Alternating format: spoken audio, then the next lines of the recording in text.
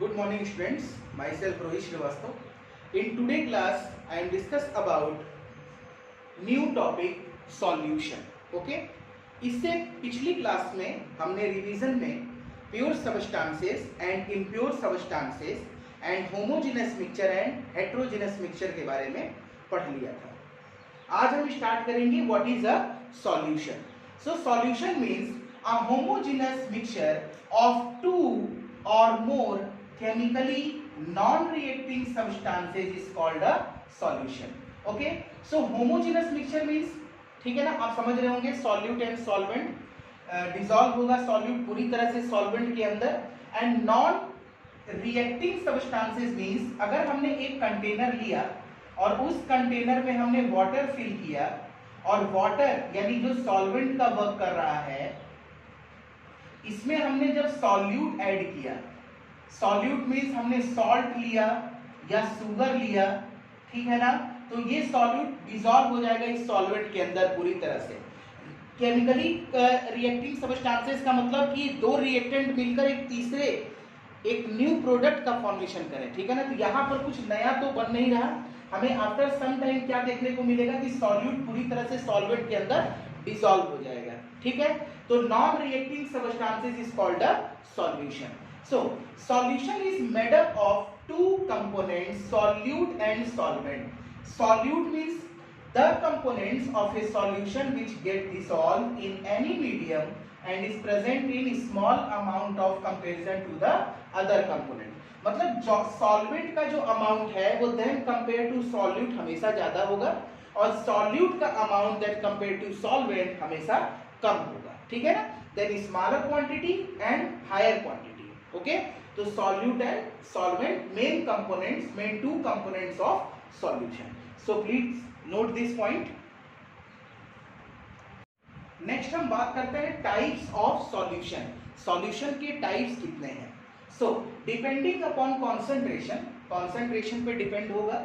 Physical state, concentration means क्या, concentration means जैसे हमने एक कंटेनर लिया और उस कंटेनर के अंदर हमने वाटर रखा था और इसके अंदर सॉल्यूट ऐड किया था, सॉल्यूट में हमने सॉल्ट लिया था या शुगर लिया था, ठीक है। अब ये जो सॉल्यूट डिसॉल्व हुआ था इस वाटर के अंदर वो कितने अमाउंट में प्रेजेंट था वो उसके कॉन्सेंट्रेशन को बताता है, ठीक है। तो मैंने क्या कहा, depending upon concentration, physical state, types of solvent, इन सब पे डिपेंड है। Solution can be categorized in different types.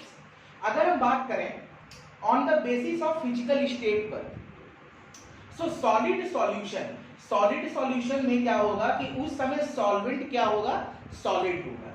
जैसे हमने यहाँ पर एक फ्लो चार्ट एक बनाया है कि सॉल्यूशन में हमने सॉलिड सॉल्यूशन लिया, सॉल्वेंट में हमने क्या बोला, सॉलिड होगा, सॉल्यूट में हमने क्या रखा, सॉलिड, लिक्विड और गैस।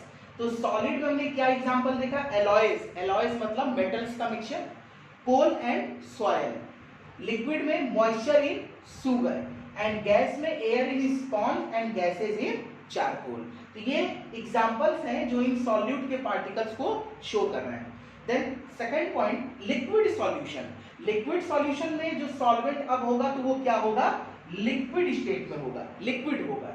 सो यहाँ पे एग्जांपल देखिए, हमने सॉलिड, लिक्विड और गैस के टर्म में क्या लिखा है कि सॉलिड मींस सलाइन में, ग्लूकोज सॉल्यूशन में, यहाँ पर आपका लिक्विड सॉल्यूशन है। लिक्विड में देखिए अल्कोहल इन वाटर, वाटर में अल्कोहल यानी C2H5OH, it is a formula of alcohol.